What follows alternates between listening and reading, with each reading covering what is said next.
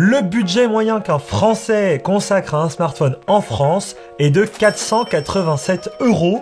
Alors à partir de là, on peut se dire qu'il y a autant de gens qui mettent plus qu'autant de gens qui mettent moins. Et c'est une des plus grosses forces de Samsung depuis des années avec la gamme Galaxy A. Samsung propose des smartphones à moins de 500 € par palier de 100 €. J'ai donc devant moi tous les Galaxy A de l'année et je vais essayer de vous guider vers le bon smartphone. Parce que même si tous sont Samsung, tous ne sont pas bons à acheter. Déjà, Samsung a compris quelque chose, c'est que les Galaxy S24, S23 ont une bonne popularité auprès du public et donc de reprendre leur design qui est devenu un peu iconique sur les milieux de gamme va sûrement permettre de rehausser l'image de marque des Galaxy A. Et c'est vrai que quand on voit les 5 Galaxy A, ils se ressemblent absolument tous. Et ça c'est vrai quand on les regarde de loin, parce que dès qu'on se rapproche un petit peu, on peut voir certaines différences. Mention spéciale d'ailleurs au Galaxy A55, qui lui a des bords en aluminium brossé, du plus bel effet. Alors que sur tous les autres smartphones de la gamme, on a du plastique. Et même si en 2024 on n'aurait pas tendance à dire que le plastique c'est fantastique, et ben ça n'empêche que ces smartphones ont des finitions qui sont plus qu'acceptables. Je dirais même qu'on est un cran au-dessus du marché en termes de finition, mais j'ai envie de dire, on s'en fout, puisque vous allez mettre une coque, je vous connais par cœur. D'ailleurs, très important pour finir sur le design, les Galaxy A35 et A55 sont résistants à l'eau et à la poussière. Les autres smartphones, faudra pas les immerger. Quand on voit les écrans, ça ment pas, on voit bien l'évolution de la gamme. Sur le A05s, on est sur une dalle LCD, et je vais pas vous mentir, quand on compare par rapport aux 4 autres smartphones, c'est criant de différence, rien que dans les angles de vision ou même dans les couleurs, on a quand même un smartphone qui sent un petit peu plus le chip. Sinon, à partir du A15 et au-delà, on est sur des smartphones qui proposent un écran OLED avec un taux de rafraîchissement qui va de 90 Hz pour le A15 et le A25 à 120 Hz pour le A35 et le A55. Là où c'est également frappant, c'est que sur le A55 et le A35, on a un poinçon, chose qui n'a pas du tout été appliquée sur les 3 autres smartphones moins chers. La caméra selfie apparaît sous forme de goutte d'eau, donc un peu plus old school. C'est vrai que quand on voit le A35 et A55, on a l'impression d'avoir un smartphone haut de gamme dans le design, ça se rapproche de ce qu'on fait sur les Galaxy S. La même chose pour les bordures autour de l'écran, elles sont plus fines sur le A35 et A55, alors que sur les 3 autres smartphones, on a un bon gros menton en bas, un peu comme en 2017 quoi. Passé l'aspect esthétique des smartphones, on a ce qui vous intéresse le plus, l'autonomie. Ici, tous les smartphones sont logés à la même enseigne. On a du 5000 mAh pour les 5 produits. Dans les faits, même s'il y a des variations, parce que les processeurs ne sont pas les mêmes, les écrans ne sont pas les mêmes, on a des produits qui tiennent bien, facilement, la journée, quelle que soit votre utilisation. On n'est pas sur une gamme foudre de guerre qui va durer 3 jours d'autonomie. On est sur des smartphones qui vont nécessiter une recharge quasiment toutes les nuits, ou alors tous les jours et demi si vous avez une utilisation assez restreinte. Mais si comme moi, vous avez l'habitude de mettre votre smartphone à charger avant de vous coucher, l'autonomie, elle vous tiendra bien. L'autre super bonne nouvelle, et ça c'était une petite surprise que Samsung nous a réservée pour des smartphones entrée de gamme, c'est assez rare, les mises à jour. Si vous achetez un de ces Galaxy A, Samsung vous promet 4 ans de mise à jour majeure, c'est-à-dire que là nous sommes à Android 14, eh bien vous aurez jusqu'à Android 18 sur vos smartphones, c'est le suivi que vous promet Samsung sur les Galaxy A de la gamme 2024. Une fois ces 4 ans terminés, Samsung vous assurera une année supplémentaire, donc 5 ans de mise à jour de sécurité. Après ça, vous vous débrouillerez, je pense que vous aurez peut-être déjà changé votre smartphone. Mais c'est rassurant de voir que même sur des smartphones à entrée de gamme, Samsung propose un vrai suivi logiciel. Ce qui est clairement mieux que les marques chinoises comme Xiaomi, Realme, etc. où on part sur du uniquement 2 ans de mise à jour. Après, attention, qui dit mise à jour majeure dit qu'il faut un processeur à l'intérieur des smartphones qui puisse tenir la cadence, parce que c'est ça qui pourra vous donner envie de changer de smartphone, c'est-à-dire les ralentissements. Et là, clairement, aucun smartphone n'est logé à la même enseigne. C'est peut-être même le point sur lequel vous êtes sûrement pas renseigné qui va rendre ces smartphones plus ou moins agréables à utiliser. Alors je vais vous aider un peu à débroussailler tout ça. Étant donné qu'ils n'ont pas les mêmes processeurs, en faisant les mêmes tâches, on se rend plus ou moins compte desquels sont plus puissants que les autres. Et j'ai envie de dire, la gamme est assez cohérente finalement. Le A05 rencontre pas mal de ralentissements et de petits freeze dans l'interface, alors que le A55, lui pour le coup, est extrêmement fluide à utiliser. On s'approche vraiment de ce que peut faire un Galaxy S24. Dans notre test d'ailleurs du A55, on vous précise même qu'on peut jouer à des jeux assez gourmands comme du Genshin Impact, du Fortnite, ça fonctionne bien. Si vous n'êtes pas dans la gourmandise, je pense que le A35 est une bonne solution. Il a un processeur suffisamment puissant pour offrir une super fluidité dans l'interface, sans trop de ralentissement, alors que c'est vrai que dès qu'on descend sur le A25, A15 et A05, là on a de plus en plus de ralentissement. Alors je vous connais, vous voulez un nouveau smartphone et vous dites, tant qu'à faire, autant qu'il soit meilleur en photo que le précédent que j'avais. Alors là, il n'y a pas de secret, tout a un prix. Même si Samsung se vante d'avoir mis un capteur 50 mégapixels sur chacun de leurs Galaxy A, ils ont beau tous avoir 50 mégapixels, les photos n'ont rien à voir, je vous laisse juger par vous-même. Si vous êtes un petit photographe en herbe, que vous kiffez faire des photos pour la famille, que vous appréciez les compliments, oh dis donc Bruno, t'as fait des belles photos, prenez plutôt un Galaxy A55 qui lui pour le coup fait des photos qui sont largement au-dessus de la mêlée, vous ferez des photos qui seront un peu plus fines, un peu plus jolies. Le A35, lui, a de quoi se défendre. Les photos ne sont pas absurdes à côté du A55.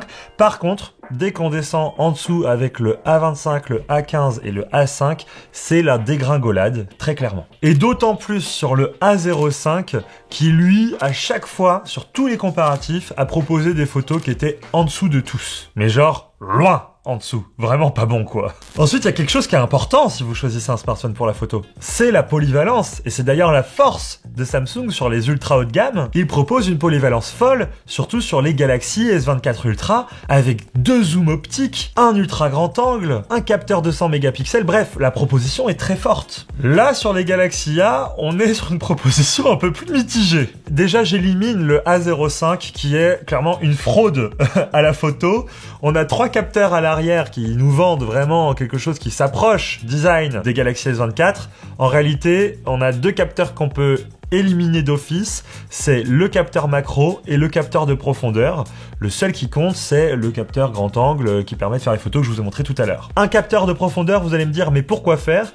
Parce que c'est vrai, c'est le seul Galaxy A à proposer un capteur de profondeur pour, soi-disant, améliorer le mode portrait. J'ai envie de dire, le Galaxy A05 ne se débrouille vraiment pas mieux que ceux qui n'ont pas le capteur de profondeur. Donc clairement, il est là pour faire beau, pour récupérer le design des Galaxy S. Et en ce qui concerne le capteur macro de 2 mégapixels, je rappelle, je vois pas trop l'utilité. Il est d'ailleurs présent aussi sur le A15 et sur le A25. Un capteur macro à 2 mégapixels, franchement, est-ce que vraiment vous allez vous servir de ça? Je vous montre des petites photos.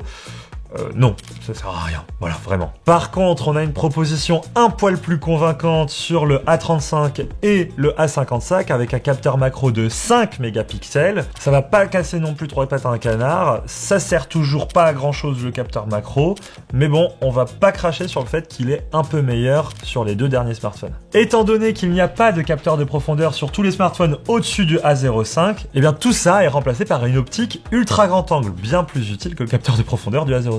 Et là, on peut commencer à parler de polyvalence, parce que dans les paysages, dans une pièce, l'ultra grand angle, c'est toujours pratique. Alors, ça donne quoi les 4 smartphones comparés côte à côte? Eh bien, clairement, on voit la différence des capteurs, puisqu'on est sur du 5 mégapixels avec le A15, et ça se voit, et c'est disqualifié. On a fait un test approfondi de ce smartphone en vidéo. Allez cliquer ici si ça vous intéresse. Et le verdict, c'était clairement que l'ultra grand angle était inutilisable. Même en plein jour, la qualité est ignoble.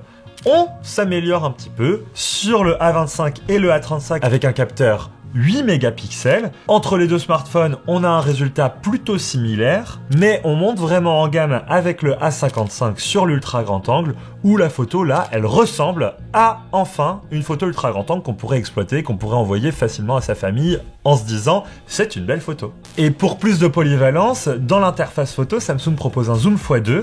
Alors c'est pas un zoom x2 optique, puisqu'il n'y a pas de capteur dédié à ça, c'est du numérique dans le capteur grand angle de 50 mégapixels mégapixels. Et très clairement, on remarque que, encore une fois, le Galaxy A35 et A55 se démarquent des autres smartphones. Je pense que l'algorithme est un peu plus poussé sur ces deux smartphones-là, puisque entre le A05 et le A25, on a des performances qui sont à peu près similaires. Si jamais vous kiffez faire des selfies, il faut savoir que le A05 est à mettre de côté encore une fois, parce que c'est un 8 mégapixels. Par contre, du A15 jusqu'au A35, nous avons du 13 mégapixels, plutôt correct. Par contre, sur le A55, on monte en gamme encore une fois, avec un capteur selfie de 32 mégapixels. On a plus de détails, c'est plus fin et ça se voit. Alors maintenant, lequel choisir en fonction du prix? Faut savoir que là, Samsung a une gamme de 5 smartphones qui vont diluer entre 150 € et 480 €. Donc là, c'est vraiment selon votre budget. Vous avez compris quels étaient les compromis sur chaque smartphone au fur et à mesure de la vidéo. Mais on a vraiment deux smartphones qui vont être petit budget, 160 € prix de lancement pour le A05 et 220 € prix de lancement pour le A15. Attention, les prix chutent, surtout quand on les achète sur internet. Par exemple, le A15, je viens de le trouver à 149 € sur Amazon. Donc, allez chercher sur internet l'endroit où vous pouvez le trouver au meilleur prix. Vous pouvez vite gagner facilement 50 balles. Mais entre ces deux smartphones petit budget, je vous recommande vraiment de ne pas choisir le A05s. Si c'est un smartphone que vous voulez utiliser au quotidien, le A15 propose quand même beaucoup de choses supplémentaires au A05 pour vraiment quelques euros en plus. Donc partez sur ça. Notamment l'écran OLED, l'ultra grand angle et un processeur un tout petit peu plus puissant. Après, on arrive sur le A25. Alors lui, il a le cul entre deux chaises. Il est lancé à 300 €. Donc là, on touche à un budget, on va dire, un peu plus conséquent. Mais il n'atteint clairement pas les performances des deux smartphones qui sont un peu plus chers. Et il est quand même meilleur que les deux smartphones qui sont un peu moins chers. Mais entre le A15 et le A25, je pense que je vous proposerais plutôt de prendre le A15, parce qu'il vous fera économiser un petit peu d'argent, et les différences entre le A15 et le A25 sont pas si notables. Ou alors, vous passez directement au A35, qui est une super alternative. Là, pour le coup, on monte un peu en budget. Il est à 350 €. Donc, pour quelques euros de plus du A25, on a quand même des propositions bien supérieures en termes de qualité. Je parle de la photo, je parle de la fluidité du système grâce au processeur. Je parle aussi de l'écran avec le poinçon qui est découpé et un taux de rafraîchissement qui monte à 120 Hz. Bref, ce A35, c'est vrai que pour quelques euros de plus, encore une fois, sur ce segment de prix-là, vous aurez un meilleur smartphone que le A25. Et là, on arrive sur le A55. Et j'ai envie de dire, le A55, c'est un presque tout autre smartphone. Le A55, j'irais presque le mettre en face d'un S24. Presque, parce qu'il y a quand même beaucoup de différences. Dans le sens où, en termes de photos, il se défend. Niveau puissance, on peut jouer dessus. En termes de design, on a de l'aluminium, donc un peu plus premium. On est vraiment sur le smartphone le plus abouti de la gamme Galaxy A, qui s'approche un tout petit peu des Galaxy S. Donc si vraiment vous avez envie d'avoir cette exigence de smartphone, donc un très bon smartphone, sans pour autant payer le prix fort, franchement je trouve que le Galaxy A55 se défend vraiment bien. Mais si vous n'avez pas cette exigence, mais que vous voulez quand même un très bon smartphone similaire, le Galaxy A35 est au top.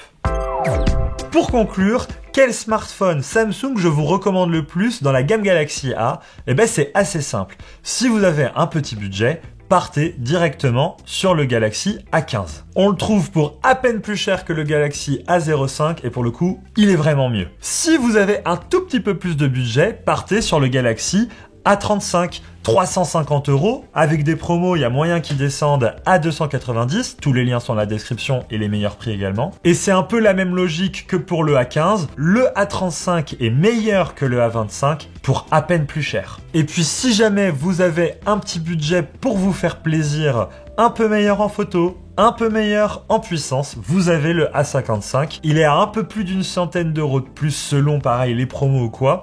Donc là, c'est à vous de définir si vos exigences sont au niveau du A55 quand je vous dis que le A35, franchement, il est top. Après, attention, moi je veux toujours remettre dans le contexte, ces smartphones sont des smartphones entrée et milieu de gamme. Donc on n'est pas sur des smartphones de Galaxy S quoi. Dans le sens où si vous avez vu des potes à vous utiliser un Galaxy S24, S23, S22, ces smartphones restent quand même meilleurs que tout ce qu'on a là. Donc si vous avez l'occasion d'acheter un Galaxy S23 reconditionné, et que ça s'approche du prix d'un Galaxy A55, mais foncez quoi. Vous aurez une meilleure polyvalence photo, une meilleure puissance, une batterie qui est franchement très bien gérée et un design ultra premium. Donc là, il n'y a pas de question. Galaxy S23 reconditionné au top. Voilà, cette vidéo est terminée. J'espère qu'elle vous aura aidé à mieux y voir et à mieux choisir votre smartphone Samsung, parce que je sais qu'il y a beaucoup de gens qui veulent un smartphone Samsung. Quand vous êtes habitué à une marque, hein, c'est comme ça. N'hésitez pas à nous suivre sur nos réseaux. On parle de tech tous les jours sur Twitch en direct avec vous, donc venez poser vos questions. Vive la technologie, vive Samsung, et n'hésitez pas à vous abonner. Ciao tout le monde!